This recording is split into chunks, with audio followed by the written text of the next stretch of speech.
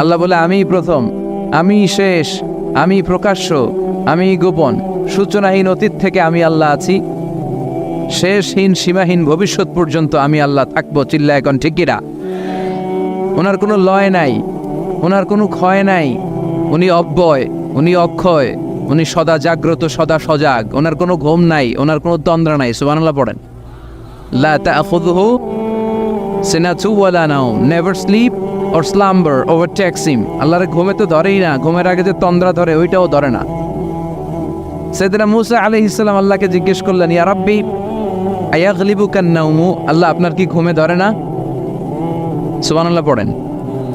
আয়াগলিবুকান নাওমু, আপনার কি ঘুমে ধরে না? আপনার উপর কি ঘুম বিজয় লাভ করে না?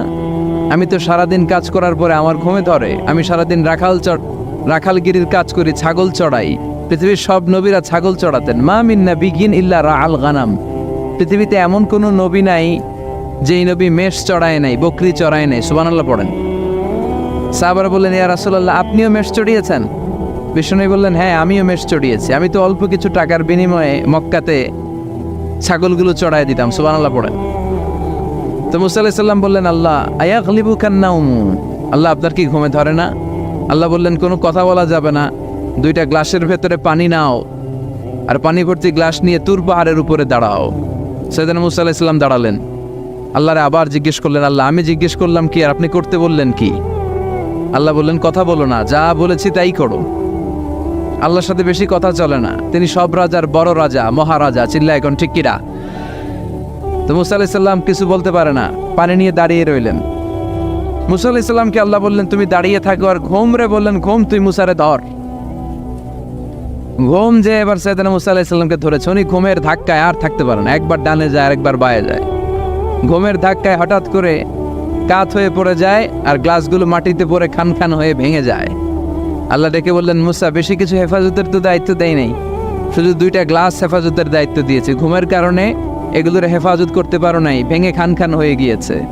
আমি যদি তোমাদের মতো ঘুমিয়ে যেতাম, তাহলে পৃথিবীর সাথে সূর্য লেগে, সূর্যের সাথে চন্দ্র লেগে গোটা মহাবিশ্বটা এভাবে গ্লাসের টুকরার মতো খান খান হয়ে যেত রে মূসা। এজন্য লা তাখুযুহু সিনাতু ওয়ালা নাওম, আমার ঘুমেও ধরে না, ঘুমের আগে যে তন্দ্রা আসে ওইটাও ধরে না।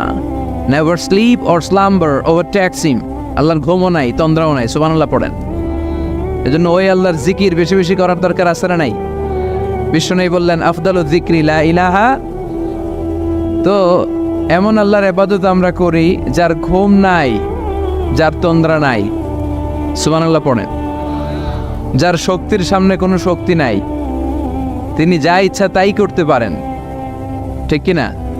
ফাআলুল লিমা ইউরিদ, তিনি পাহাড়কে দরিয়া করতে পারেন, দরিয়াকে পাহাড় করতে পারেন, ধনীরে গরিব করতে পারেন, গরিবরে ধনী করতে পারেন, সম্মানিতরে অপমানিত করতে পারেন, অপমানিতরে সম্মানিত করতে পারেন। চিল্লায় বলেন, তিনি কে? তিনি ফাআলুল লিমা ইউরিদ, যা মনে চায় তাই করতে পারেন। ইন্না বাতশা রাব্বিকা লাশাদীদ, আল্লাহ বলেন, আমার পাকড়াও, আমার শাস্তি, আমার পানিশমেন্ট বড় ডেঞ্জারাস, কড়া। আমি আল্লাহ সব সময় ধরি না, ধরলে ছাড়ি না। ধরে ধরে ধরে না, ধরলে আল্লাহ, খেয়াল রাখবেন, আল্লাহ ছাড় দেয় কিন্তু ছেড়ে দেয় না। এটা আমাদের জন্য রিমাইন্ডার। আমরা প্রায় অন্যায় অপরাধ প্রবণতার সাথে এতটাই জড়িয়ে পড়ি, আমরা ভাবি আল্লাহ হয়তো পানিশমেন্ট দিবে না, কিন্তু আল্লাহ ছাড় দিচ্ছে, আল্লাহ ছেড়ে দিবেন না। চিল্লা এখন ঠিক কিনা? ফেরাউনরে আল্লাহ ছাড় দিয়েছে, ছেড়ে দেয় নাই। নমরুদরে ছাড় দিয়েছে, ছেড়ে দেয় নাই। এখনো দেখা যাচ্ছে আল্লাহ অনেককে ছাড় দেয়, কিন্তু আল্লাহ ছেড়ে দেয় না। এজন্য সবসময় ইবাদত করতে হবে একজনের, তিনি কে? প্রশংসা করতে হবে একজনের, তিনি কে? জিকির করতে হবে একজনের, তিনি কে? বিষ্ণু বলতেন, লা ইয়াজালু লিসানুকা রাতবান মিন যিকরিল্লাহ, তোমার জিহ্বাটা যেন সবসময় আল্লাহর জিকিরে, আল্লাহর স্মরণে ভিজে থাকে। আবার বিষ্ণু বলতেন, হাব্বুল কালাম ইলাল্লাহি আরবা, আল্লাহর কাছে সবচাইতে প্রিয় কথা চারটি। কয়টি? সবাই বলেন কয়টি? এক হচ্ছে সুবহানাল্লাহ, দুই হচ্ছে আলহামদুলিল্লাহ, তিন হচ্ছে লা ইলাহা ইল্লাল্লাহ, চার হচ্ছে আল্লাহু আকবার। প্রথমটা কি? দ্বিতীয়টা? তৃতীয়টা? চার নাম্বারটা? আবার আওয়াজ করে সবাই পড়েন, প্রথমটা কি? দ্বিতীয়টা? তৃতীয়টা? চতুর্থটা আহাব্বুল কালাম ইলাল্লাহি আরবা, আল্লাহর কাছে সবচাইতে প্রিয় কথা এই চারটা, সবচাইতে প্রিয় কথা। আর এই প্রতিটা কথার ভিতরে আল্লাহর নাম আছে না নাই? দেখেন, সুবহানাল্লাহ আল্লাহ আছে, আলহামদুলিল্লাহ, লা ইলাহা ইল্লাল্লাহ, আল্লাহু আকবার, আছে না নাই? তার মানে জিকির করতে হলে ওই জিকিরের মধ্যে নাম থাকতে হবে কার? আল্লাহর নাম ছাড়া এদেশে অনেক জিকির আছে না নাই?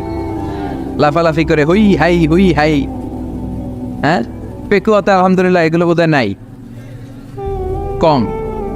হ্যাঁ, জিকির হতে হবে তাদাররুআ ওয়া খুফিয়া, গোপনে, দুনাল জাহরি বিল কওল, চিৎকার চেঁচামেচি করে নয়।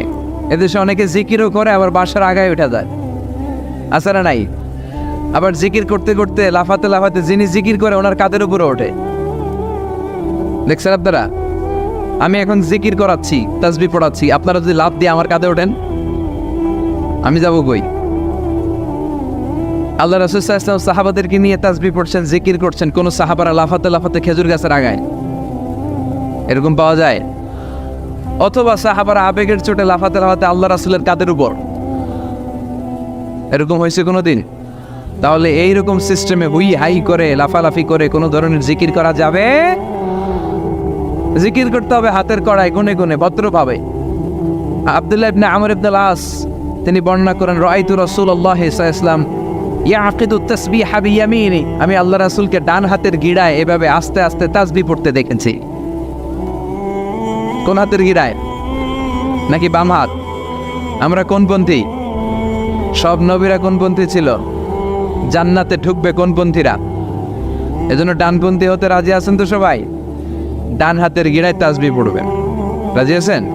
এইভাবে ডান হাতটা উঁচু করেন, এই আঙ্গুলটা এইখানে ধরেন, ধরে এইভাবে পড়বেন, সুবহানাল্লাহ সুবহানাল্লাহ সুবহানাল্লাহ।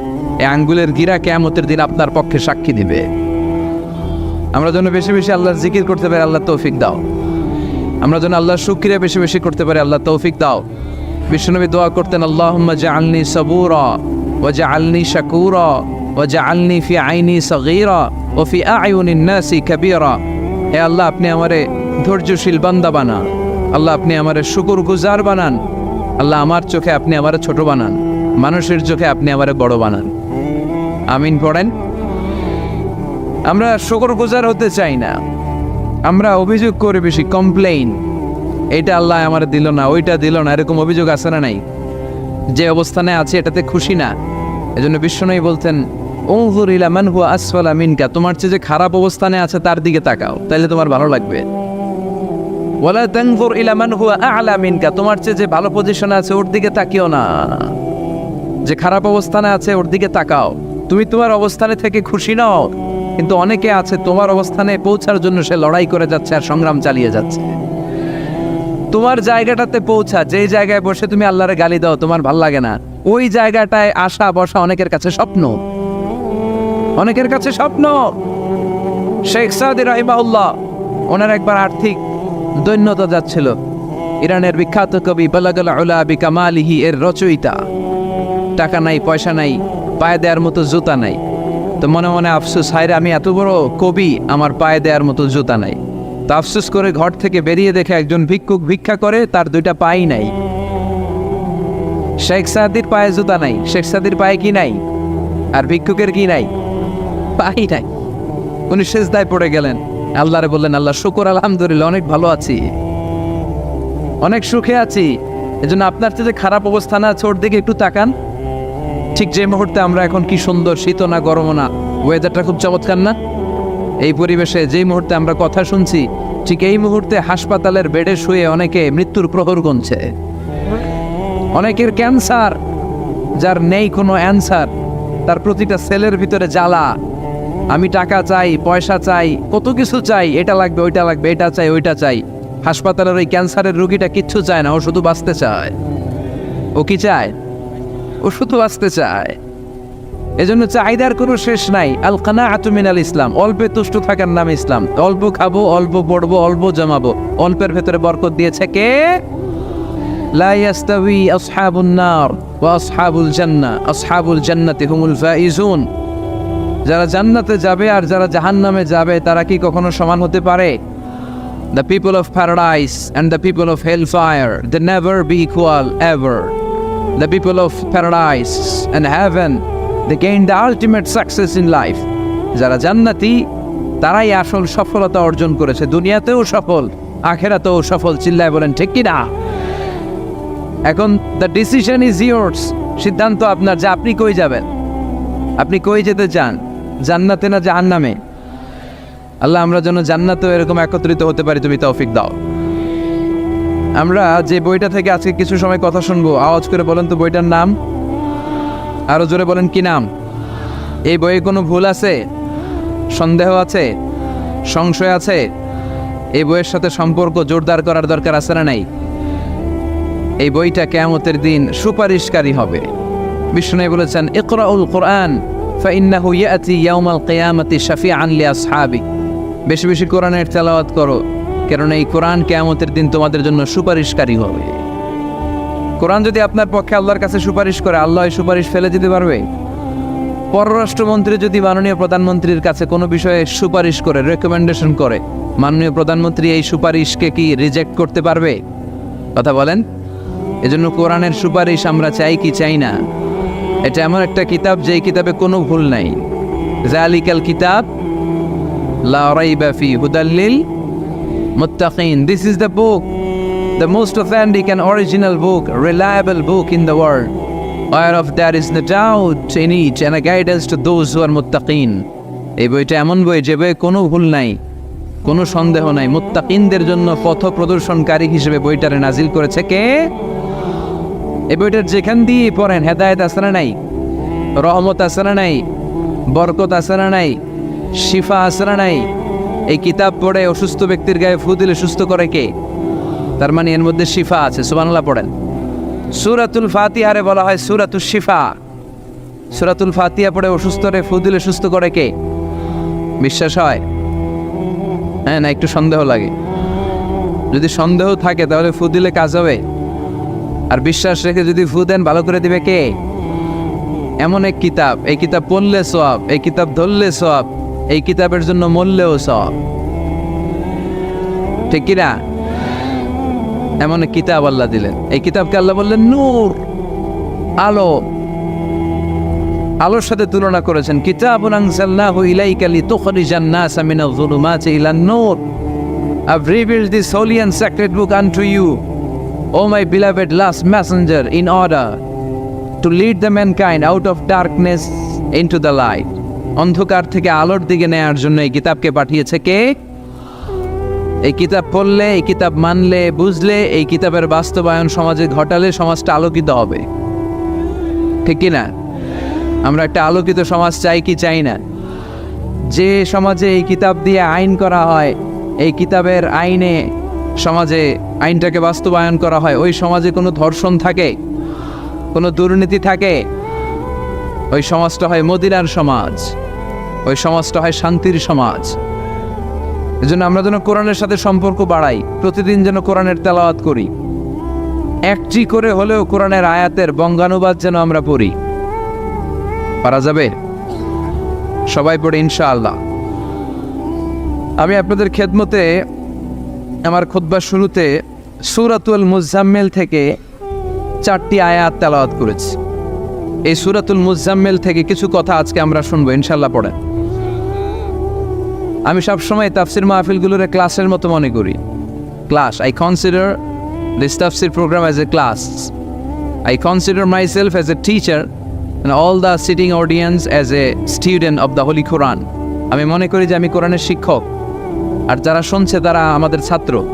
আমার আগে যিনি এখানে কথা বলছিলেন তিনি ছিলেন আমাদের শিক্ষক। এখন আমি একটু করে বসার সুযোগ পাইছি, আমি হয়ে গেছি শিক্ষক, আর আমরা সবাই কোরআনের ছাত্র। খুশি না বেজার? সূরাতুল মুজাম্মিল এটা কোরআনের 29তম পারার একটা সূরা। কততম পারার? এই সূরার আয়াত সংখ্যা 20। আয়াত সংখ্যা কত? এই সূরাটি মাক্কি সূরা। কি সূরা? আচ্ছা, এবার আমি প্রশ্ন করি, আপনারা উত্তর করেন। সূরাতুল মুজাম্মিল কত পারার সূরা? আয়াত সংখ্যা? সূরাটি মাদানী। হ্যাঁ, মাক্কি সূরা। আলহামদুলিল্লাহ পড়েন। এই সূরাটি আল্লাহ তাআলা বিশ্বনবীর নামে ডেডিকেট করেছেন। কার নামে? বিশ্বনবীর অনেকগুলো সুন্দর সুন্দর নাম আছে, শুধু মুহাম্মদ সাল্লাল্লাহু আলাইহি ওয়াসাল্লাম এটাই ওনার নাম নয়, এটা ছাড়াও ওনার অনেক নাম আছে। ওনার একটা নাম আছে আহমদ। কি নাম? ইয়াতি মিন বাদি ইসমুহু আহমদ। মুহাম্মদ ওনার নাম, আহমদ ওনার নাম, তাহা ওনার নাম, মুজাম্মিল এটা ওনার একটা নাম, মুদ্দাসসির এটা ওনার একটা নাম, আবুল কাসেম এটা ওনার একটা নাম, কুনিয়াত। তো বিশ্বনবীর নামে এই সূরাটাকে ডেডিকেট করেছে কে? বিশ্বনবীকে আল্লাহ তাআলা এই সূরার ভেতরে অনেকগুলো ইনস্ট্রাকশন, গাইডলাইন দিয়েছে, পথ নির্দেশিকা। এগুলো আমাদের জীবনেও কাজে লাগবে, ঠিক কিনা? তো এই আল মুজাম্মিল বিশ্বনবীর নামে ডেডিকেট করা একটি সূরা। আবার এই নামে আমাদেরও অনেকের নাম পাওয়া যায়, আছে না নাই? এখানে মুজাম্মিল ভাই কে কে আছে দেখি? মুজাম্মিল কেউ আছে মুজাম্মিল নামে? আছে তো, মাশাআল্লাহ। আল্লাহ মুজাম্মিল ভাইদেরকেও তুমি কবুল করো। তো এই সূরার একটা কেন্দ্রীয় আলোচক বিষয় আছে, central subject matter, central theme of the Surah Al Muzzammil. এই পুরো 20টা আয়াতে আল্লাহ কি বোঝাতে চাইলেন, আগে সংক্ষেপে এটা আমি বলি।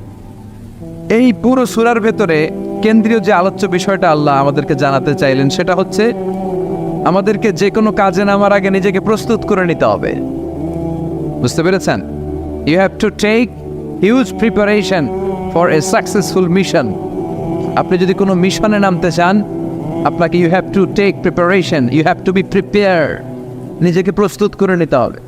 বিশ্বনবীকে আল্লাহ তাআলা বড় একটা মিশনে নামাবেন, নবুয়তের মিশন, দাওয়াতি কাজের মিশন, আল্লাহর জমিনে আল্লাহর দ্বীনকে বাস্তবায়নের মিশন, পৃথিবীর বুকে কালিমার পতাকা গেড়ে দেওয়ার মিশন। চিল্লা এখন ঠিক কিনা? তো এত বড় মিশন যে নবী পালন করবে, ওই নবীর প্রিপারেশনের দরকার আছে না নাই? তাহলে এই পুরো সূরার মূল কথা হচ্ছে প্রিপারেশন ফর এ মিশন, মিশনের জন্য প্রস্তুতি গ্রহণ করা। Good preparation is a prerequisite for a successful mission. আপনি যদি একটা মিশনে সফল হতে চান, আপনাকে প্রস্তুতি নিতে হবে। কে নিতে হবে? সবাই বলেন, প্রিপারেশন নিতে হবে। প্রিপারেশন যদি ভালো হয়, কাজের ফলাফলও। প্রিপারেশন যদি খারাপ, ফলাফলও। পরীক্ষার আগে যদি প্রিপারেশন ভালো হয়, গোল্ডেন এ প্লাসের সম্ভাবনা আছে না নাই? ইলেকশনের আগে যদি ভালো প্রস্তুতি নেয়, জয়লাভ করার সম্ভাবনা আছে না নাই? সব কাজে প্রিপারেশন লাগে। এই যে আমরা প্রতিদিন সালাত পড়ি, নামাজ আদায় করি, প্রস্তুতি লাগে না? কি প্রস্তুতি লাগে? ওযু করা লাগে, ঠিক কিনা? ইয়া আইয়ুহাল্লাযীনা আমানু ইযা কুমতুম ইলাস সালাতি ফাগসিলু ওয়ুজুহাকুম ওয়া আইদিয়াকুম ইলাল মারাফিক ওয়ামসাহু বিরুউসিকুম ওয়া আরজুলাকুম ইলাল কা'বাইন। সুবহানাল্লাহ পড়েন। আল্লাহ ডেকে বললেন, গোলাম যখন নামাজে যাবা, নামাজের প্রস্তুতি নাও। কথাটা কার? আগে চেহারা ধৌত করো, হাত দুইটা কনুই পর্যন্ত ধৌত করো, তারপরে মাথা মাসে করো, তারপর পা ধৌত করো, তারপরে সালাত কায়েম করতে যাও। তার মানে সালাত একামাতুস সালাত প্রতিষ্ঠার আগে আপনাকে প্রস্তুতি নিতে হবে। নামাজে যাওয়ার আগে ওযু করা লাগবে, ঠিক কিনা? আবার জুমার নামাজে আপনি যাবেন, এই জুমার নামাজে যাওয়ার আগে প্রস্তুতি আছে না নাই? কি প্রস্তুতি আছে? গোসল করা লাগে, ঠিক কিনা? আতর মাখা লাগে, সুন্দর পারফিউম দেওয়া লাগে, তারপর জুমার খুতবা শোনার জন্য মসজিদে আগে আগে যাওয়া লাগে, ঠিক কিনা? তার মানে নামাজের আগে প্রস্তুতি লাগে, জুমার সালাতের আগে প্রস্তুতি লাগে, আবার রোজার আগেও প্রস্তুতি আছে না নাই? বিশ্বনবী রমাদান আল মুবারক আসার 2 মাস আগ থেকে প্রস্তুতি নিতেন। বিশ্বনবী দোয়া করতে শুরু করতেন রজব মাস থেকে, আর আল্লাহর কাছে বলতেন, আল্লাহুম্মা বারিক লানা ফি রজব ওয়া শাবান ওয়া বাল্লিগনা রমাদান। রজব শাবানে বরকতে দাও, রমজান মাসে গুনাহ ঝরাও। সপ্তাহ জুড়ে তুমি বরকতে দাও, জুমার দিনেতে গুনাহ ঝরাও। রজব শাবানে বরকতে দাও, রমজান মাসে গুনাহ ঝরাও। চিল্লায় পড়েন আমিন। রমজান আসার 2 মাস আগে বিশ্বনবী রজব মাস থেকে রমজানের প্রস্তুতি নিতেন। আল্লাহু আকবার। আর পড়তেন, আল্লাহুম্মা বারিক লানা ফি রজব ওয়া শাবান ও আল্লাহ, রজব আর শাবান মাসে আপনি বরকত দেন, ওয়া বাল্লিগনা রমাদান, রমজান মাসে পৌঁছে দেন। এখন যে মাসটা চলতেছে এটা কি মাস? হ্যাঁ, তাহলে রমজানের প্রস্তুতি নেওয়ার দরকার আছে না নাই? রমজানের 2 মাস আগ থেকে উনি প্রস্তুতি নিতেন। এরপরে ঈদ আসার আগে রমজানের প্রস্তুতি আছে না নাই? ও মন রমজানের ওই রোজার শেষে এলো খুশির ঈদ, তুই আপনাকে আজ বিলিয়ে দে শোন আসমানি তাকি, তোর সোনা দানা বালা খানা সব রাহে লিল্লা, দে জাকাতে মুর্দা মুসলিমের আজ ভাঙাইতে নিত। পড়েন, রমজানের ওই রোজার শেষে এলো খুশির ঈদ, তুই পড়বি দের নামাজের মন সেই ঈদ গাহে, যে ময়দানে সব গাজী মুসলিম হয়েছে শহীদ। রমজানের ওই রোজার শেষে এলো খুশির ঈদ। আলহামদুলিল্লাহ পড়েন। তার মানে নামাজের আগে প্রস্তুতি লাগে, রোজার আগে প্রস্তুতি লাগে, ঈদের আগেও প্রস্তুতি লাগে। এরপরে হজ যদি পালন করতে চান তারও প্রস্তুতির দরকার আছে না নেই? একজন হজ করবে, প্রস্তুতি লাগবে না? কি প্রস্তুতি লাগবে? হ্যাঁ, পাসপোর্ট লাগবে, হজের ভিসা লাগবে, তারপরে রেজিস্ট্রেশন করা লাগবে, আশকুনার হাজি ক্যাম্পে প্রশিক্ষণ নেওয়া লাগবে, রিয়াল কেনা লাগবে, ইজার কেনা লাগবে, রিদা কেনা লাগবে, বেল্ট কেনা লাগবে, হজের নিয়ম কানুন জানা লাগবে, ঠিক কিনা? দেখেন, নামাজের আগে প্রস্তুতি লাগে, রোজার আগে প্রস্তুতি লাগে, হজের আগে প্রস্তুতি লাগে, কিন্তু জাকাতের আগে লাগে না। হ্যাঁ, জাকাতের জন্য 1 বছর আগ থেকে প্রস্তুতি নেওয়া লাগে। আপনি কবে নিসাব পরিমাণ সম্পদের মালিক হলেন ডায়েরিতে নোট রাখার দরকার আছে না নাই? তার মানে নামাজের আগে প্রস্তুতি, রোজার আগে প্রস্তুতি, জাকাতের আগে প্রস্তুতি, হজের আগে প্রস্তুতি। এই সূরার মধ্য দিয়ে রব্বুল আলামিন বিশ্বনবীরে বুঝাতে চাইলেন, ও নবী, বিশাল একটা মিশনে আপনি নামবেন, বিশাল একটা যুদ্ধে আপনি নামবেন, কালেমার বাণীকে দুনিয়ার বুকে প্রচার করার গুরু দায়িত্ব নিয়ে নামবেন। এত বড় দায়িত্ব পালনের আগে আপনার প্রস্তুতি নেওয়ার দরকার আছে না নাই? বিশ্বনবীকে প্রস্তুতি নিতে বললেন। তার মানে এই সূরার কেন্দ্রীয় আলোচ্য বিষয় হচ্ছে you have to take a very good preparation for a mission. আপনি কোনো কাজে সফল করতে হলে আপনাকে প্রস্তুতি নিতে হবে। ভালো প্রস্তুতি ছাড়া সফল হওয়া যাবে? আবার যুদ্ধের ময়দানেও যখন আমরা যাই, বিশ্বনবী যেতেন, প্রস্তুতি ছিল কি ছিল না? আল্লাহ বললেন, ওয়া আ'ইদ্দু লাহুম মাসতাতা'তুম মিন কুওয়া ওয়া মির রিবাতিল খাইল তুরহিবুনা বিহি আদুওয়াল্লাহি ওয়া আদুওয়াকুম। আল্লাহ ডেকে বলেন, গোলাম, যুদ্ধের ময়দানে যাওয়ার আগে ভালো করে নিজেদেরকে প্রস্তুত করে নাও। ওয়া আ'ইদ্দু লাহুম মাসতাতা'তুম মিন কুওয়া, তোমাদের শক্তি সামর্থ্য যা আছে সব প্রস্তুত করে রাখো। সব কিছু প্রস্তুত থাকবে মুসলমানদের, মুসলমান থাকবে সদা জাগ্রত, সদা প্রস্তুত। চিল্লায় বলেন ঠিক কিনা? প্রস্তুত থাকতে হবে যুদ্ধের জন্য। আমরা যে যোদ্ধা, আমরা ভুলেই গেছি। আমরা যে যোদ্ধা জাতি, আমাদের রক্তে যে যুদ্ধের ঘ্রাণ, এটা আমরা ভুলেই গেছি। আল্লাহ বললেন, ওয়া আ'ইদ্দু লাহুম মাসতাতা'তুম মিন কুওয়া, শক্তি আর রসদ জোগাড় করে রাখো। তুরহিবুনা বিহি আদুওয়াল্লাহি ওয়া আদুওয়াকুম, এই শক্তি আর সম্ভাবনা দিয়ে আল্লাহর দুশমনদেরকে তোমরা ভয় দেখাবা। মির রিবাতিল খাইল, ঘোড় সাওয়ারগুলোকে প্রস্তুত করে রাখো। বর্তমানে তো ঘোড়া টোরা নাই, এখন প্রস্তুত করে রাখতে হবে অ্যাটম বোমা, ঠিক কিনা? এখন রাখতে হবে AK-47, rocket launcher, drone, missile, ballistic ক্ষেপণাস্ত্র, রণতরী, যুদ্ধ জাহাজ, ঠিক কিনা? গোটা বিশ্বের মুসলমানদের একটা সেন্ট্রাল মিলিটারি দরকার। 50টারও বেশি মুসলিম দেশ, আমাদের সেন্ট্রাল কোনো লিডারশিপ নাই, আমাদের কেন্দ্রীয় কোনো মিলিটারি নাই। যদি আমাদের একটা মিলিটারি থাকতো, সিরিয়াতে আক্রমণ হয়েছে আমাদের বিরুদ্ধে, আমাদের মুসলিম মিলিটারি সেখানে প্রতিরোধ করে তুলতো। চিল্লা এখন ঠিক কিনা? আরাকানে আক্রমণ হয়েছে, মুসলিম মিলিটারি প্রতিরোধ গড়ে তুলবে। ফিলিস্তিনে আক্রমণ হয়েছে, আমাদের মুসলিম মিলিটারি প্রতিরোধ গড়ে তুলবে। কিন্তু আমাদেরকে নেতৃত্ব দেওয়ার মতো কেউ নাই, আমাদের শক্তি সম্ভাবনাকে জোগাড় করে রাখার মতো কেউ নাই। এক রিসেপ তাইয়িপ এরদোগান গোটা বিশ্বের যেখানে মুসলমানরা নির্যাতিত ওখানে ছুটে যায়। সে একা কি করবে? এরকম 10টা এরদোগান যদি আমাদের হাতে থাকতো, মুসলমানদের দিকে চোখ রাঙিয়ে কথা বলার সাহস কারো ছিল না। চিল্লা এখন ঠিক কিনা?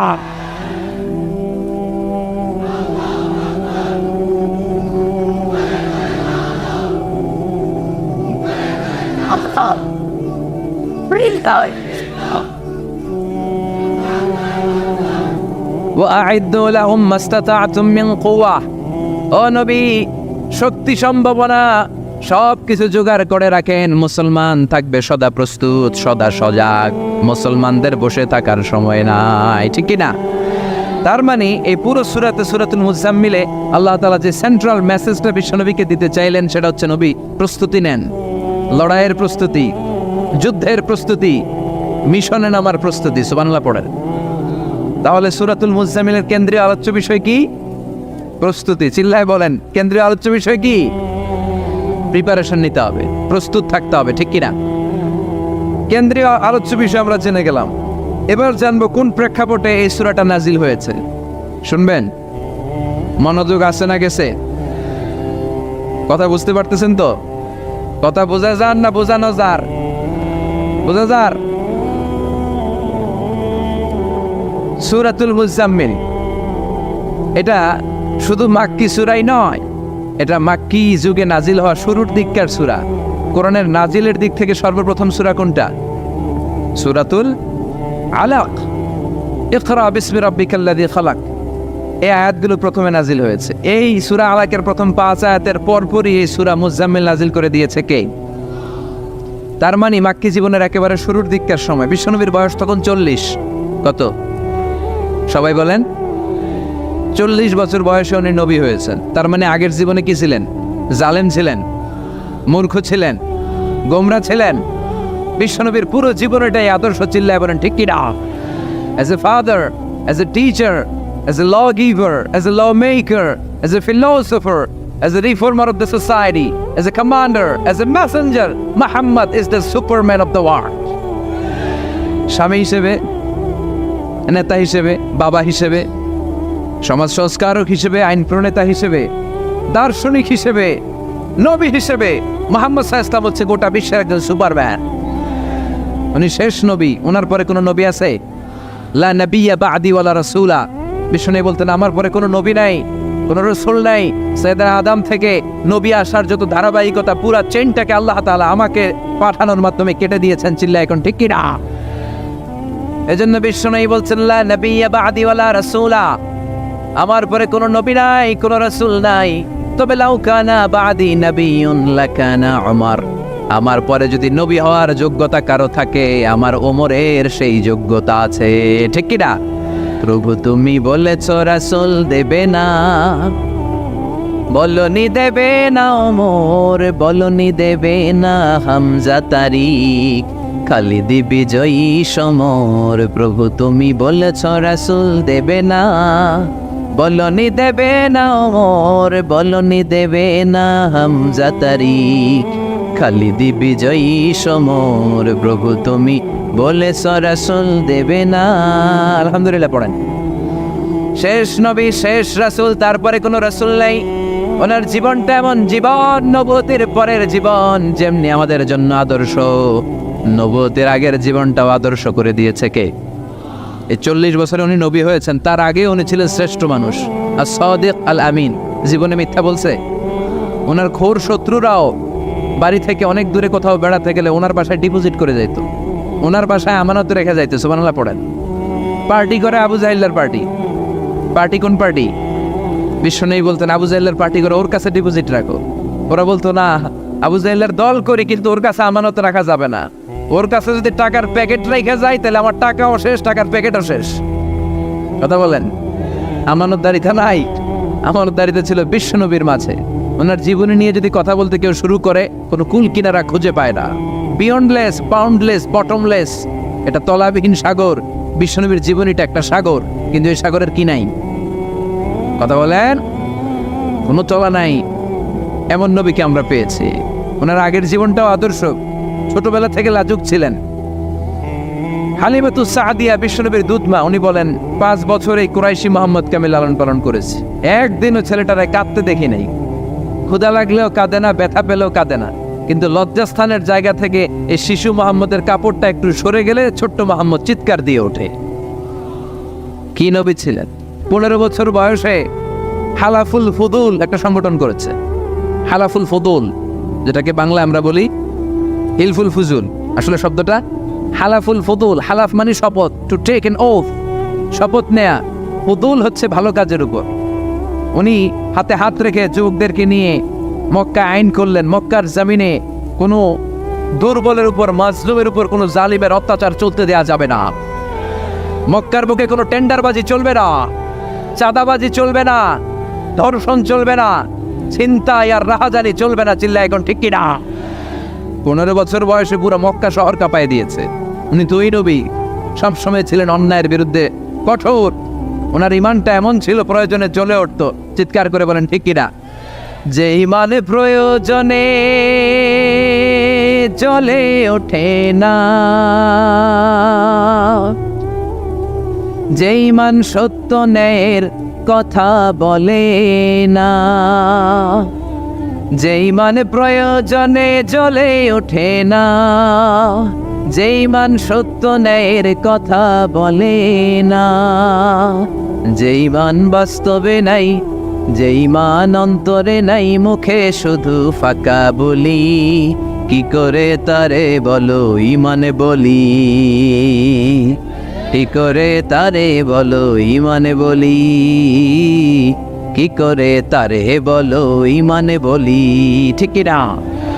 ওনার ইমানটা ছিল এমন ইমান, প্রয়োজনে জ্বলে উঠতো ইমানের তেজে। উনি ছিলেন ওই নবী, 40 বছরের আগের জীবনে যেমন পরের জীবনে তেমন। সুবহানাল্লাহ পড়েন। তো বিশ্বনবী 40 বছর বয়সে ওহী পেলেন। ওনার ওহীর সূচনাটা ছিল আর রুইয়া সালেহা, সত্য স্বপ্ন। বুখারীর প্রথম বাবটা হচ্ছে বাব কাইফা কানা বাদউল ওয়াহী ইলা রাসূলিল্লাহ। আল্লাহ রাসূলের কাছে ওহীর সূত্রপাতটা কেমন হয়েছে শুনবেন। সর্বপ্রথম ছিল স্বপ্ন। উনি রাতে সুন্দর সুন্দর স্বপ্ন দেখতেন। আমরা স্বপ্ন দেখি না? কি স্বপ্ন দেখেন? মারামারি, হরতাল, হ্যাঁ, টাকা। আর কি দেখো তোমরা? জিহাদি। তো বিশ্বনবী স্বপ্ন দেখতেন আর রুইয়া as-সালেহা, সত্য সুন্দর স্বপ্ন। আর রাতের বেলা বিশ্বনবী যাই স্বপ্নে দেখতেন, দিবালোকের আলোর ন্যায় সকালে এটা সুস্পষ্ট হয়ে যেত। চিল্লা এখন সুবহানাল্লাহ। কারণ নবীদের স্বপ্নটা ওহী। নবীদের স্বপ্নটা কি? নবীদের স্বপ্ন যদি ওহী না হতো, তাহলে একটা স্বপ্নের উপর ভিত্তি করে সাইয়েদনা ইব্রাহিম আলাইহিস সালাম ছেলের গলায় ছুরি চালাতেন না। এটা ওহী ছিল, এটা আল্লাহর পক্ষ থেকে স্পেশাল অর্ডার ছিল। চিল্লায় বলেন ঠিক কি না? তার মানে বিশ্বনবীর জীবনে প্রথম ওহীর সূত্রপাত হয়েছে স্বপ্ন দিয়ে। তারপরে বিশ্বনবীর কাছে নিঃসঙ্গতা, নির্জনতাকে প্রিয় করে দিল কে? বিশ্বনবীর মানুষের সাথে তখন কথা বলতে ভাল লাগে না, একা একা থাকতে ভাল লাগে, একা একা ইবাদত করতে ভাল লাগে। বিশ্বনবী হেরা পাহাড়ে চলে গেলেন। কোথায়? মক্কা থেকে উত্তর দিকে 634 মিটার উঁচু ওই পাহাড়ে যে তাআব্বুদাল-লায়ালি, রাত্রিবেলা তিনি ধ্যান করতেন, মেডিটেশন করতেন, চোখ বন্ধ করে স্রষ্টার অস্তিত্বকে খুঁজতেন। খুঁজতে খুঁজতে খুঁজতে 40 দিন ধ্যান করার পরে, 40 দিন আধ্যাত্মিকতার এই চর্চা করার পরে ফাজাহুল হক, সত্য বিশ্বনবীর কাছে এসে ধরা দিল। সাইয়েদনা জিবরাইল চলে আসলেন, এসে বললেন ইয়া মুহাম্মদ ইকরা, পড়ো। জান্নাতের একটা রেশমি কাপড়ে সূরাতুল আলাকের 5 আয়াত লেখা, রেশমি কাপড়ের ভেতরে ওই রেশমি কাপড়টা ধরে বিশ্বনবীকে বললেন। এই প্রথম বিশ্বনবী সাইয়েদনা জিবরাইলকে দেখলেন আর বললেন ইয়া মুহাম্মদ ইকরা, পড়ো। বিশ্বনবী বললেন মা আনা বিকারি, আমি পড়তে পারি না। সুবহানাল্লাহ পড়েন। কারণ বিশ্বনবী ছিলেন না নবী আল উম্মি, নিরক্ষর নবী। ওনার অক্ষর জ্ঞান ছিল না। আলিফ বা তা সা কোনটারে জিম বলে কোনটারে সদ বলে বিশ্বনবী চিনতেন না, লিখতে জানতেন না। তিনি ছিলেন নিরক্ষর, কিন্তু মূর্খ না। নিরক্ষর এক জিনিস, মূর্খ আরেক জিনিস। অক্ষর জ্ঞান নাই কিন্তু জ্ঞান আছে। কারণ বিশ্বনবী বলতেন আদ্দাবানি রব্বি ফা আহসানা তা'দীবি, আমি পৃথিবীর কোনো ইউনিভার্সিটি থেকে ডিগ্রি নেয় নাই, কেউ আমারে শিখায় নাই, স্বয়ং আরশের উপর থেকে আমারে শিক্ষা দান করেছে কে? তাই আমার শিক্ষার মতো শিক্ষা পৃথিবীর কারো শিক্ষা হতে পারে। সাইয়েদনা জিবরাইল বললেন ইয়া মুহাম্মদ ইকরা, পড়ো। বিশ্বনবী ফেলফেল কে রইলেন, অক্ষর চিনে না, পড়বে কেমনে? বিশ্বনবী বলেন মা আনা বিকারি, আমি জানি না কেমন করে পড়তে হয়। ফাখাযানি ফাগাত্তানি হাত্তা বালাগা মিন্নি আল জাহাদ। বিশ্বনবী পড়তে জানেন না। যখন বললাম আমি পড়তে পারি না, সাইয়েদনা জিবরাইল বিশ্বনবীকে জড়িয়ে ধরলেন, বুকের মধ্যে জড়িয়ে ধরে যত জোর ছিল বিশ্বনবীকে একটা চাপ দিলেন। বিশ্বনবী বললেন চাপের চোটে আমি আমার বুকের ভেতরে ব্যথা পেলাম। ফারসালানি, আমাকে ছেড়ে দিল। ছেড়ে দিয়ে আবার কয়ে পড়েন, ইকরা, read in the name of your lord. বিশ্বনবীর আগের কথা, আমি পড়তে জানি, মা আনা বিকারি। সাইয়েদনা জিবরাইল আবার জড়িয়ে ধরলেন, আবার চাপ দিলেন। বিশ্বনবী বললেন, ব্যথা পেলাম। আবার জিবরিল বিশ্বনবীরে বললেন, পড়েন। বিশ্বনবী আগের কথাই বলে, আমি পড়তে পারি না। আবার চাপ দিলেন, 3 বার চাপ দেওয়ার পরে সাইয়েদনা জিবরাইল বললেন, নবী এবার আপনি পড়েন। বিশ্বনবী এবার পড়তে আরম্ভ করলেন, ইকরা বিসমি রাব্বিকাল্লাযী খালাক খালাকাল ইনসানা মিন আলাক ইকরা ওয়া রাব্বুকাল আকরাম الذي علم بالقلم علم الإنسان ما لم يعلم পড়েন আল্লাহু আকবার। 3 বার চাপ দেওয়ার পরে বিশ্বনবী পড়তে আরম্ভ করলেন। সাইয়েদনা জিবরাইল এই 5টা আয়াত দিয়ে উধাও হয়ে গেল। এবার হেরা গুহার ভেতরে কেউ নাই, সাইয়েদনা জিবরাইল নাই, 5টা আয়াত দিয়ে চলে গেলেন। বিশ্বনবী 5টা আয়াত নিয়ে কাঁপতে কাঁপতে হেরা পর্বত থেকে নেমে এলেন। সুবহানাল্লাহ পড়েন। এই ওহির ভাড়ে চাপে বিশ্বনবী কাঁপতে শুরু করলেন। এই প্রথম বিশ্বনবীর কাছে ওহির রিফ্লেকশন, ওহির ছোঁয়া, ওহির ঝলকানি, ওহির নুরানি তাজাল্লি বিশ্বনবীর হৃদয়ের মধ্যে লাগিয়ে দিল কে? এই 5টা আয়াত নিয়ে বিশ্বনবী হাত্তা ইয়ারজুফু ফুআদু, বিশ্বনবীর হৃদয় কাঁপছিল। বিশ্বনবীর ওহির প্রেসারে গায়ের মধ্যে জ্বর চলে এলো, খিচুনি চলে এলো। বিশ্বনবী কাঁপছেন প্রচন্ড জ্বরে। কাঁপতে কাঁপতে আম্মাজান খাদিজাতুল কুবরা তাহেরার কাছে এসে বলে, ও খাদিজা, আমি বাঁচবো না, আমার বড্ড ভয় লাগে। খাদিজাতুল কুবরা বললেন, নবী কি হয়েছে আপনার, কি হয়েছে? বিশ্বনবী বললেন, এমন এমন ঘটনা। বিশাল এক লোক এসে আমার কাছে পড়ো, আমি পড়তে জানি না, 3 বার চাপ দিল, এরপর দেখি ঠিকই পড়তে পারি। সুবহানাল্লাহ পড়ে। বিশ্বনবী পুরো ঘটনাটা সাইয়েদাতুনা খাদিজাতুল কুবরা তাহেরাকে শোনালেন। এরপরে মা খাদিজারে বললেন, খাদিজা, আমার বড্ড ভয় হয়, মনে হয় আমি মরে যাব, আমার প্রচন্ড জ্বর এসেছে, কাঁপুনি চটেছে, তুমি আমারে কম্বল দাও। কি দাও? সবাই বলে আরো জোরে কন, আমারে কম্বল দাও, আমার জ্বর এসেছে, কাঁপুনি বেড়ে যাচ্ছে, চাদর দাও, কাপড় দাও, কম্বল দাও। মা খাদিজা কম্বল জোগাড় করতে গেলেন। কম্বল আর চাদর এনে বিশ্বনবীর গায়ের মধ্যে মা খাদিজা কম্বলটা পেঁচিয়ে দিলেন। বিশ্বনবী কম্বলটা পেঁচিয়ে বিছানার মধ্যে শুয়ে গেলেন। ঠিক এই মুহূর্তে সূরাতুল মুজাম্মিল নাজিল করে দিল কে? বিশ্বনবী কম্বল গায়ে দিয়ে শুয়ে আছে, আল্লাহ বিশ্বনবীর ডাক দিলেন, ইয়া আইয়ুহাল মুজাম্মিল কুমিল লাইলা ইল্লা কালিলা। সুবহানাল্লাহ। আল্লাহ কি সোহাগ ভরা আদর মাখা ডাক দিলেন, ইয়া আইয়ুহাল মুজাম্মিল। এর মানে হলো, হে কম্বলওয়ালা। কি ওয়ালা? হে কম্বলওয়ালা নবী, মানে হে কমলিওয়ালা নবী। কি নবী? কমলি। এরা হতে হেলে দুলে নুরানি তনু ওকে আসে হায়, সারা দুনিয়ার হেরে মেরে পর্দা খুলে খুলে চায়, সে যে আমার কমলিওয়ালা কমলিওয়ালা। তার ভাবে বিভোল রাঙা পায়ের তলে, পর্বত জঙ্গল টল মল টলে, খুরমা খেজুর বাদাম জাফরানি ফুল ঝরে ঝরে যায়, সে যে আমার কমলিওয়ালা কমলিওয়ালা। সুবহানাল্লাহ পড়েন। বিশ্বনবীর আল্লাহ ডাক দিলেন, ও কমলিওয়ালা নবী, ও কম্বলওয়ালা নবী, দাঁড়ান। বিশ্বনবী কাঁপছিলেন জ্বরের চোটে, খিচুনির চোটে, কম্বল গায়ে দিয়ে শুয়ে রইলেন। আল্লাহ নাজিল করলেন, ইয়া আইয়ুহাল মুজাম্মিল, ও কম্বলওয়ালা। ইয়া আইয়ুহাল মুজাম্মিল মানে কি? ও কম্বলওয়ালা, ও কম্বলওয়ালা, ও চাদরওয়ালা, কুম, স্ট্যান্ড আপ, স্ট্যান্ড আপ। যে দায়িত্ব দিছি এখন শোয়া যাবে না, দাঁড়ান। ওই যে বিশ্বনবী দাঁড়ালেন, আর বসার সুযোগটা পায় নাই। মরার আগ পর্যন্ত আর বসার সুযোগ পায় নাই, শ্বাস নেওয়ার সুযোগ পায় নাই, পিছনের দিকে তাকানোর সুযোগ পায় নাই। চিল্লায় বলেন ঠিক কিনা? অনেক শয়তানি হাতছানি এসেছে, দফায় দফায় নবীর সাথে বৈঠক হয়েছে। বিশ্বনবীকে মক্কার কাফিরেরা 3 দফা দিল। বলল, আব্দুল্লাহর বেটা মুহাম্মদ, নারী চাও নারী দেব, সম্পদ চাও সম্পদ দেব, রাষ্ট্র ক্ষমতা চাও রাষ্ট্র ক্ষমতা দেব, শুধু কালিমার দাওয়াতটা বন্ধ করে দাও। নাউজুবিল্লাহ পড়বেন না? বিশ্বনবী বললেন, তোমাদের 3 দফা, কাফিরদের কয় দফা? জোরে বলেন। বিশ্বনবী বললেন, আমার মাত্র 1 দফা। কয় দফা? বিষ্ণু বললেন সম্পদ না, নারী না, মক্কার ক্ষমতা নয়। লা ওয়াদাউ শামসা ফি ইয়ামিনি, আকাশের দ্বিপ্রহরের জল জলে সূর্যটা যদি ডান হাতে দাও, ওয়াল কামারা ফি ইয়াসারি, চাঁদটাকে যদি বাঁ হাতে দাও, যেই কালিমার দাওয়াত দিতে ময়দানে আমি নেমেছি, গোটা বিশ্বের কেউ এই দাওয়াত থেকে আমাকে পিছু সরাতে পারবে না, কেউ পিছনে নিতে পারবে না।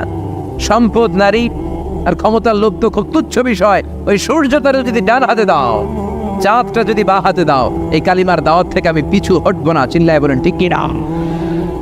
বিশ্বনবীর আল্লাহ প্রস্তুতি নিতে বললেন, বললেন ইয়া আইয়ুহাল মুজাম্মিল, ও কম্বলওয়ালা নবী। কি ওয়ালা নবী? তাফসীর বুঝতে পারতেছেন তো? শীতের চোটে খিচুনি কম্বল গায়ে দিয়ে শুয়েছে, তখন আল্লাহ এটা নাজিল করলেন। তাহলে প্রথমে আমরা জানলাম সেন্ট্রাল থিম অফ দিস সূরা, এই সূরার কেন্দ্রীয় আলোচ্য বিষয়। এরপরে আমরা জানলাম কোন প্রেক্ষাপটে, কোন সিচুয়েশনে, কোন পরিস্থিতিতে এই সূরাটা নাজিল হয়েছে। বুঝতে পেরেছেন? বিশ্বনবীর যখন এই পরিস্থিতি, তখন আল্লাহ বিশ্বনবীর আবার গাইডলাইন দিলেন, ইয়া আইয়ুহাল মুজাম্মিল, এই কম্বলওয়ালা নবী, কুমিল লাইলা ইল্লা কালিলা, দাঁড়ান, রাত্রিবেলা দাঁড়িয়ে তাহাজ্জুদ গুজার হন। সুবহানাল্লাহ পড়েন। এই সূরার ভেতরে রব্বুল আলামিন বিশ্বনবীকে প্রস্তুত করে তোলবার জন্য, বিশ্বনবীকে নবুয়তের দায়িত্ব পালন করানোর জন্য, মিশনে নামানোর জন্য বিশ্বনবীকে সর্বমোট 60টা বিষয়ে প্রশিক্ষণ নিতে বলেছেন। জোরে কোন কয়টা? সবাই কোন চিল্লায় বলেন কয়টা? প্রস্তুতি নেওয়ার জন্য 7টা বিষয়ে বিশ্বনবীকে ট্রেন আপ করেছেন, প্রশিক্ষণ নিতে বলেছেন। আমরা একটা একটা করে 7টাই আজকে শুনবো। বিশ্বনবীকে আল্লাহ তাআলা 60টা বিষয়ে প্রশিক্ষণ নিতে বললেন। কয়টা? কারণ সামনে অনেক গুরু দায়িত্ব। 1 নাম্বার প্রশিক্ষণ হচ্ছে ইয়া আইয়ুহাল মুজাম্মিল, হে কম্বলওয়ালা নবী, কুমিল লাইলা ইল্লা কলিলা, দাঁড়ান, দাঁড়িয়ে রাত্রে তাহাজ্জুদের নামাজ পড়েন। কিসের নামাজ? তাহাজ্জুদের যায় নামাজে মরণ দিও প্রভু আমায়, একামতে দিনের কাজে কবুল করে নিও আমায়। তাহাজ্জুদের যায় নামাজে মরণ দিও প্রভু আমায়, একামতে দিনের কাজে কবুল করে নিও আমায়। পড়েন আমিন। তাহলে বিশ্বনবীকে প্রথম যে প্রশিক্ষণ আল্লাহ দিলেন সেটা হচ্ছে তাহাজ্জুদের সালাতের প্রশিক্ষণ। কিসের? রব্বুল আলামিন বললেন, ইয়া আইয়ুহাল মুজাম্মিল কুমিল লাইলা ইল্লা কালিলা, ও নবী, রাত্রিবেলায় দাঁড়ান, পুরো রাত ব্যাপী তাহাজ্জুদ পড়েন। নিসফাহু, রাতের অর্ধেক সময় তাহাজ্জুদ পড়েন। আও ইনকুস মিনহু কালিলা, অথবা তার চেয়েও কিছু কম পড়েন। আও জিদা আলাইহি, অথবা তার চাইতেও বেশি পড়েন। ও নবী রাত্রিবেলা দাঁড়িয়ে তাহাজ্জুদের সালাত পড়েন। কিসের সালাত?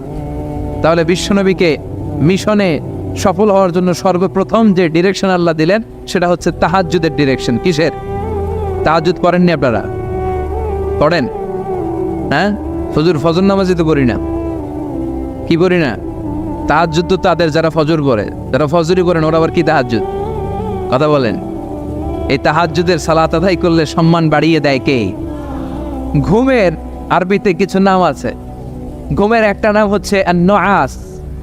নুআস মানে ড্রোজিনেস। বাসে বসে আছেন, বাসে ঝুলে আপনিও ঝুলতেছেন, এরকম হয় না?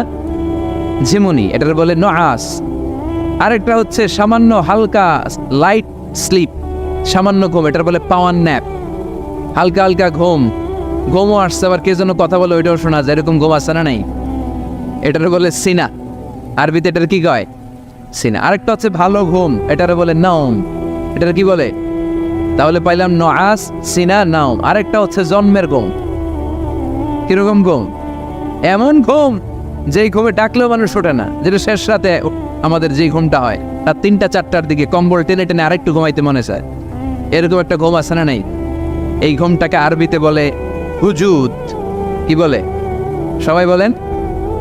এই হুজুদের ঘুমকে স্যাক্রিফাইস করে ওই টাইমে যে সালাতটা পড়া হয়, ওই সালাতকে আরবিতে বলে সলাতুল হুজুদ বা সলাতুত তাহাজ্জুদ। সুবহানাল্লাহ পড়বেন না?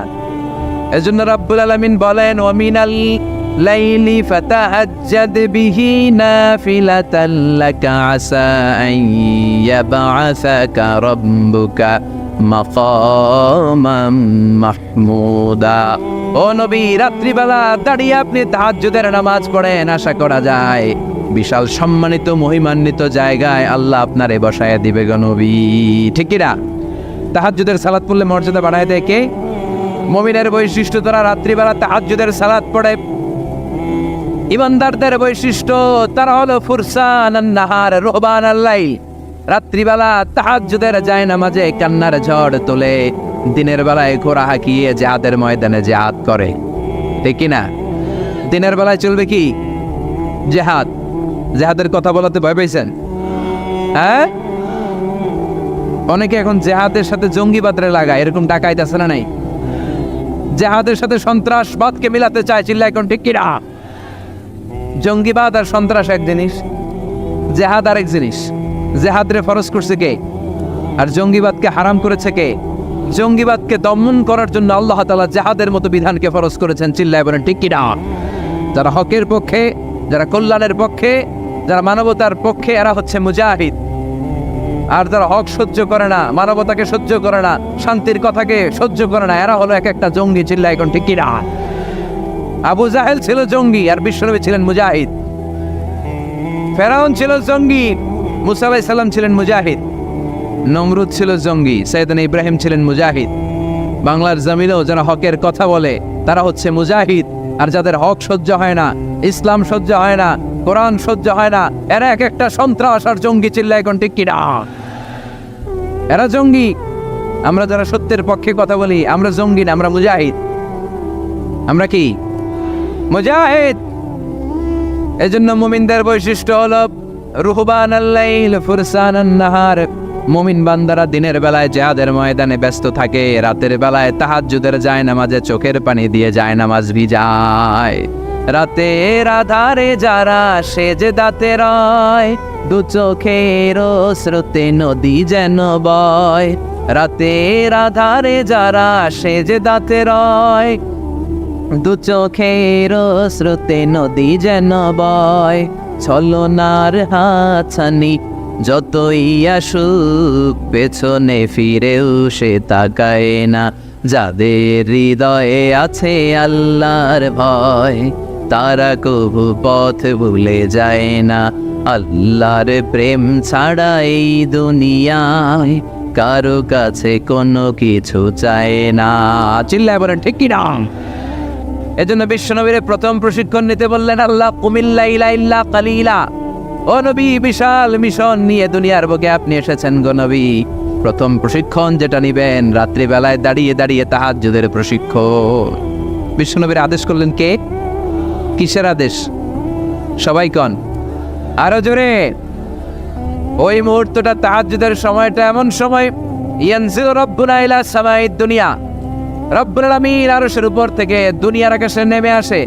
নেমে আসে মানে বিশেষ একটা মনোযোগ দেয়, আর দুনিয়াবাসীরা ডেকে ডেকে বলে, গোলাম আলা মিন মুস্তাগফিরিনা গফির আলা। কার ক্ষমা লাগবে ক্ষমা চাও, সব গুনাহ আমি ক্ষমা করে দেব। আলা মিন মুস্তারজিকিন আরজুকালা। কার কি লাগবে আমার কাছে চাও, সব আমি দিয়ে দেব। আল্লাহু আকবার। আলা মিন মুস্তাকসিন আকসুলা। যার জামা দরকার জামা চাও, জামা দেব। ক্ষমতা দরকার ক্ষমতা চাও, ক্ষমতা দেব। নেককার স্ত্রী দরকার, নেককার সন্তান দরকার, সন্তান চাও, সন্তান দেব। সব দেয়ার মালিক কে? কেউ যেটা পারে না পারে কে?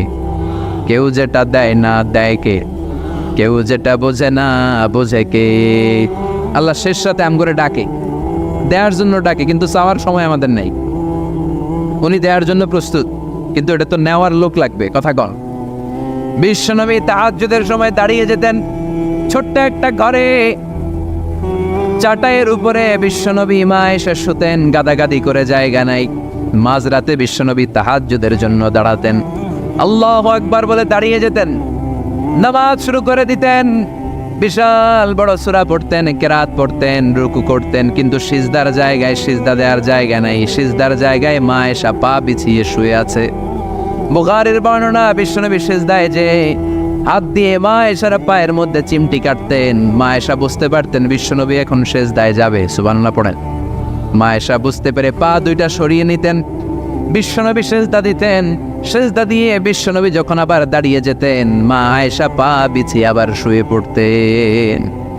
কি ইবাদত ছিল বিশ্বনবীর! হাত্তা তাতাওয়াররামু খাদামা।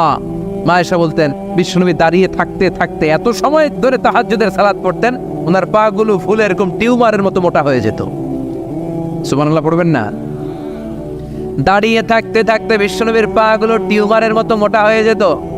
প্রথম রাকাতে বাকারা আলে ইমরান পড়ে ফেলতেন। সুবহানাল্লাহ পড়েন। বিশ্বনবীর পা যেন ফেটে যাবে এভাবে হাত বেঁধে দাঁড়িয়ে থাকতে থাকতে বিশ্বনবীর হাতগুলো বাঁকা হয়ে যেত, ব্যথা হয়ে যেত। বিশ্বনবী তখন হাত দুইটা ছেড়ে দিতেন। আবার যখন এনার্জি ফিরে পেতেন, যখন বিশ্বনবীর ভাল লাগতো আবার হাত বাঁধতেন। পড়েন সুবহানাল্লাহ। তার মানে হাত ছেড়ে দিও নামাজ পড়া যায়, হাত ছেড়ে দিও। মালিকি মাযহাবের কিছু স্কলাররা ওনারা মত নিয়েছে, ওনাদের অনুসারীরা এরসাল করে। আমাদের দেশে কেউ বাদে এইভাবে, কেউ এইভাবে, কেউ এইভাবে। মালিকিরা বাদেই না, কে বাদবই না, কি করবি কর। আছে না নাই? আপনি যদি হজ করতে যান মক্কা মদিনায় এই আমলগুলো দেখতে পারবেন। এটা সুন্নাত একটা আমল। হাত ছেড়ে দিলেও যেখানে সালাত হয়ে যায় ওই জায়গায় কই বাঁধবে এই নিয়ে কিলাকিলি আছে না নাই? উপরে না নিচে, আমিন জোরে না আসতে, আছে না নাই? পেকুয়াতে মাশাআল্লাহ এগুলো নাই। হ্যাঁ, পেকুয়াতে এগুলো আছে। বিশ্বনবী লম্বা সময় দাঁড়িয়ে তাহাজ্জুদ পড়তেন। তাহাজ্জুদ পড়লে আপনার মর্যাদা বাড়ায় দিবে কে? সাইয়েদনা জিবরাইল বললেন ইন্না শারাফাল মুমিন ফি কিয়ামিল লাইল। বিশ্বনবী বললেন জিবরাইল এসে আমাকে বলে গিয়েছে মুমিনের মর্যাদা তাহাজ্জুদের নামাজের ভেতর। সুবহানাল্লাহ পড়েন।